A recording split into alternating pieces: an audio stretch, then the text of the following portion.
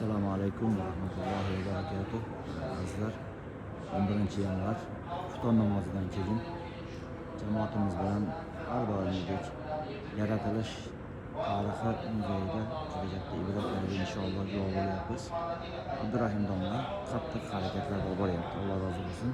Bu yerda arablar jamoati bu payg'ambar sollallohu alayhi vasallamga Qur'on oyatlari nozil bo'lgan Hiro g'orini maketi. Bu yerga biz bilan kelgan hojilar juda ko'pchilik kelib ko'rishgan bu muzeyni va Allohdan umid qilamizki, juda yaxshi foyda bo'ladi. Bu Usmon radhiyallohu anhuning davrida yozilgan Qur'on, ya'ni eng birinchi terilgan Qur'onni kopiyasi. Muzey juda ajoyib tashkil qilingan.